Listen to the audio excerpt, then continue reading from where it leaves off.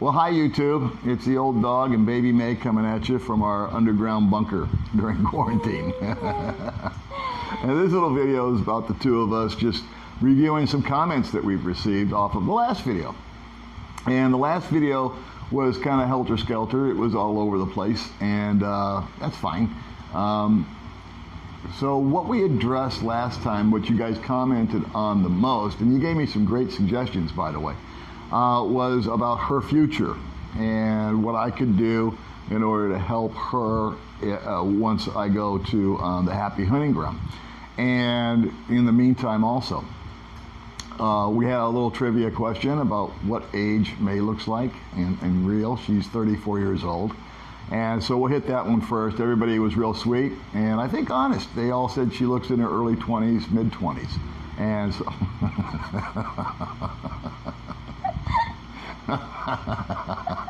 Sorry. And she's very satisfied with that reply.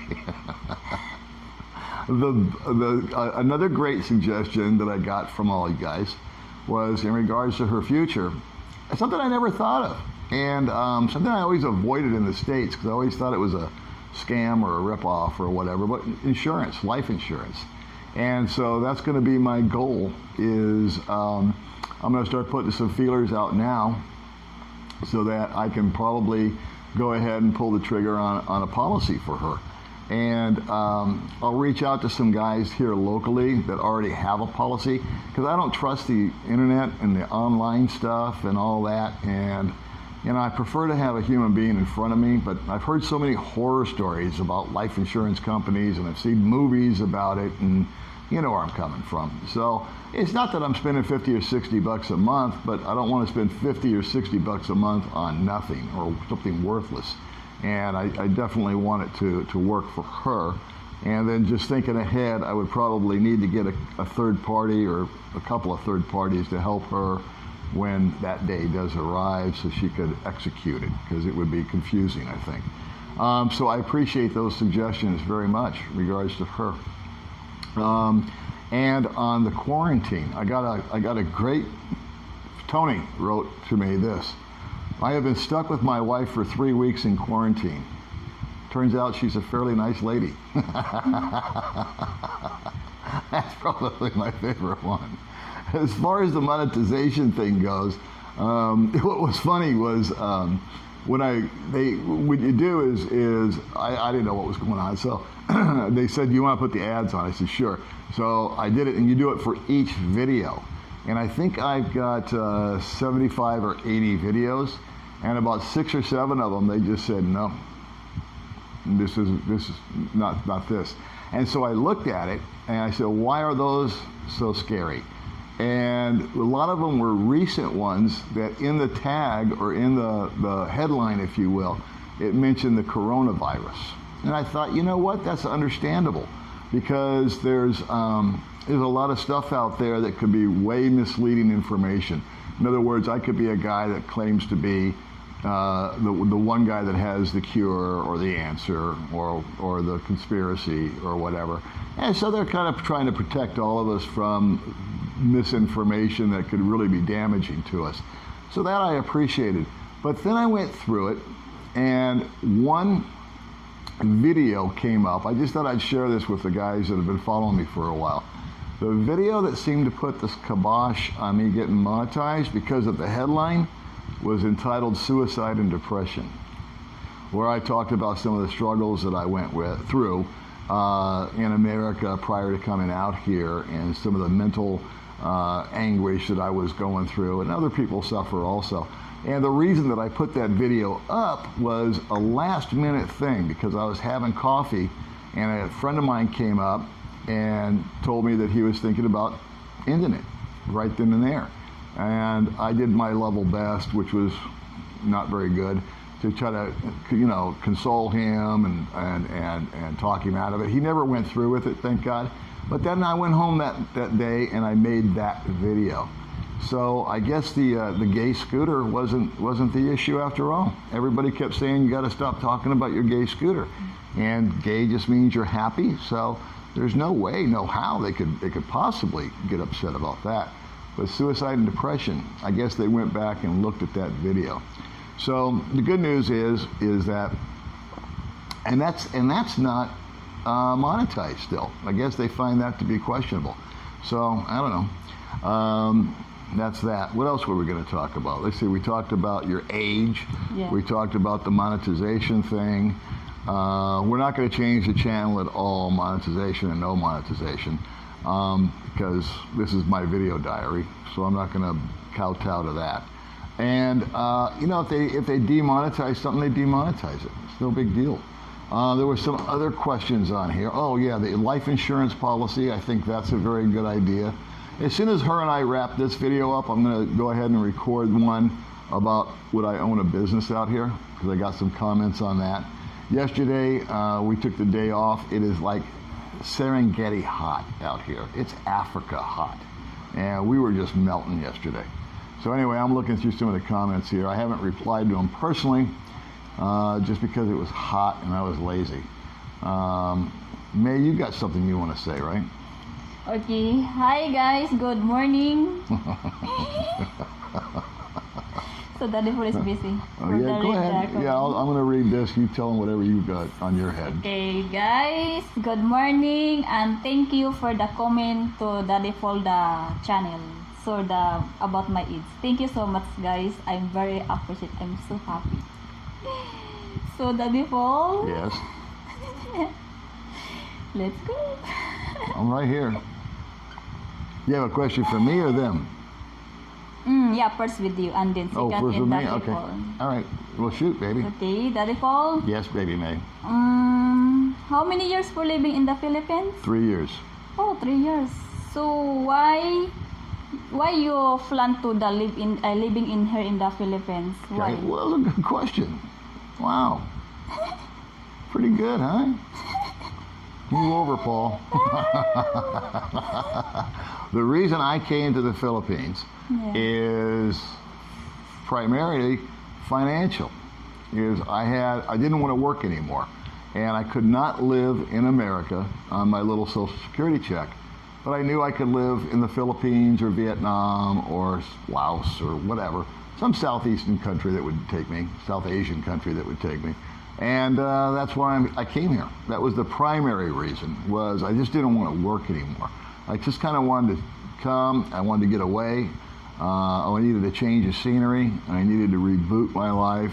I had a lot of negative stuff that I actually managed to pretty much leave behind, including the memories and the thoughts and all that kind of stuff. I don't worry, I don't dwell, kind of released the guilt and everything that I felt, and the shame from all the nonsense that you go through as a human being, as a single guy. And actually the romance thing was about 3 or 4 levels down from as a priority. And of course that happened, and I knew that was a possibility out here, but it wasn't my number one reason was to meet someone.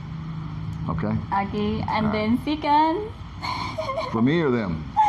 you and then all the foreigner okay. people. I'm still looking. I'm paying So attention. guys, sorry ha, I have a question, Daddy Paul and all the foreigner.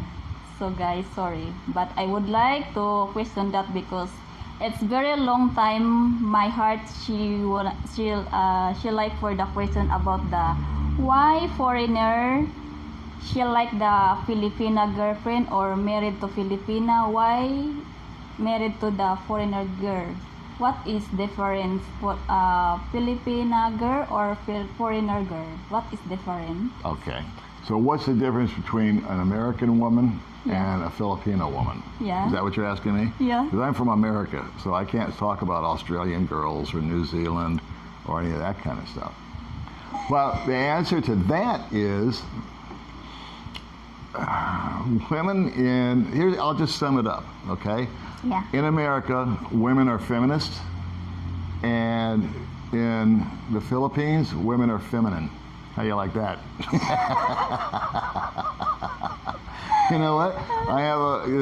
There's this competition thing going on, at least with the women that were in my life, of kind of one-upping each other. And women work, and they're very independent, and that's all fine. That's all good. But The feminist movement, I think, is the worst thing that could have happened to women ever.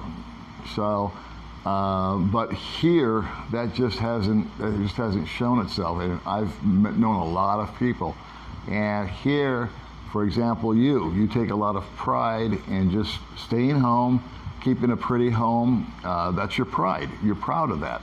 You like to cook, right? Yeah. And you like it if I enjoy the food. Yeah. And if I'm comfortable. Yeah. And you know, I keep you comfortable too. So it's it's not a competition. It's more of a mutual support system, which I think, and we center our lives on God. So we share all these things together. Yeah. And so that's something that I just couldn't find that in America. And I'm 30 years older than you, which Yeah. that would never happen in America. So I would never meet a girl that is as pretty or as sexy or as and has the same demeanor as you. Never. In a million years. Thank you so much, Daddy, for Oh, you're answer so welcome, my baby May. question. And thank you guys for answer. And you know what? We had a suggestion here that we should include the chicken like in the background, you know, to lighten things up a little bit. Not going to happen. So we had a question now for, I'm still looking for this other thing. You got a question for the audience, right? Yeah. And it's the same question you just asked me. Why do you guys that are coming out here, what's your motivation for coming out here? Is it like me? Are you sick and tired of working and maybe it fits your budget? Or are you looking for a romantic encounter? Are you sick and tired of being sick and tired? Is it time for a change? Do you need to get away from a circumstance? Are you looking to just sort of get a second chance at life? These are the kind of things that we like to get feedback about. I talk to a lot of people about these issues when I interview them. Excuse me. But I would love to hear back from you guys on your comments. And again, I haven't answered any of your comments from the last video. Personally, what I'm going to today, because it's not quite as hot, even though it's very hot.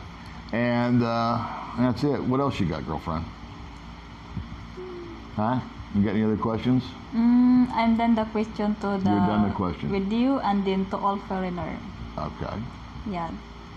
And this guy says, how about starting a feeding program for the village kids, et cetera, with old people, whatnot. That's easier said than done. So one thing I don't talk about on the channel is in regards to my budget. I'll talk to you about my budget all day long. I'll talk to you candidly about how much money I get, how much I spend, where I spend it.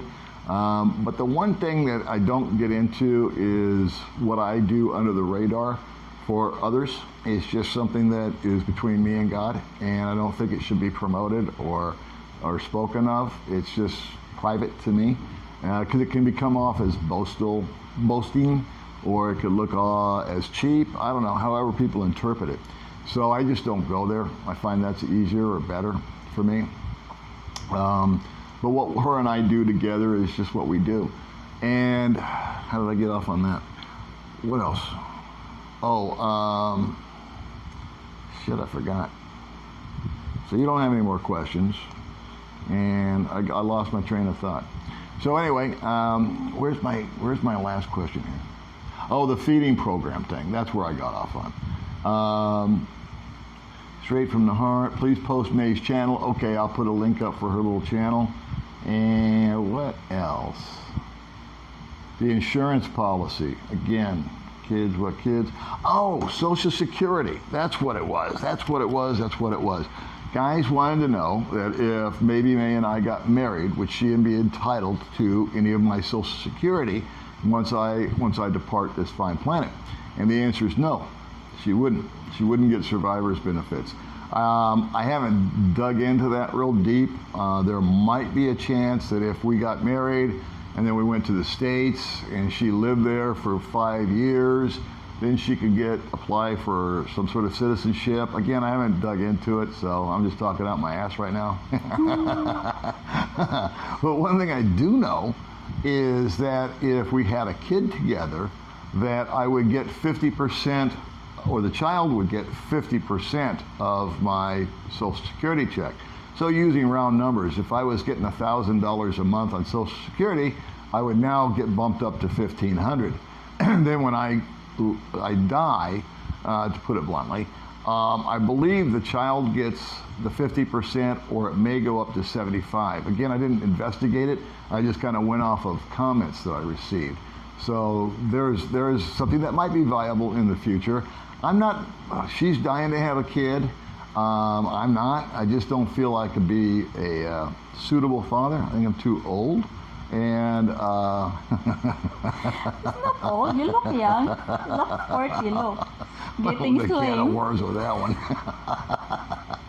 But never say never, right? Sorry, guys. Reaction.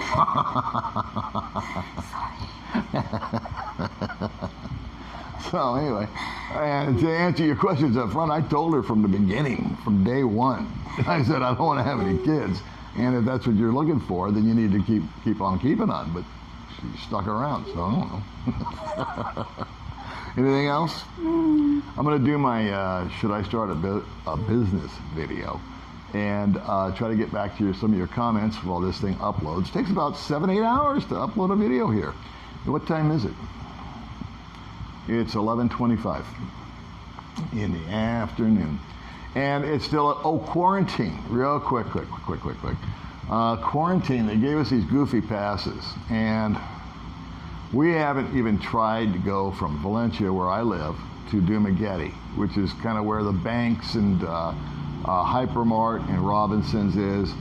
And what they've done is they've taken people and giving you a day and a time. Like you can leave Tuesdays, but it's got to be between 1 and 5. And then they've got other scenarios on Thursday, and they keep changing it.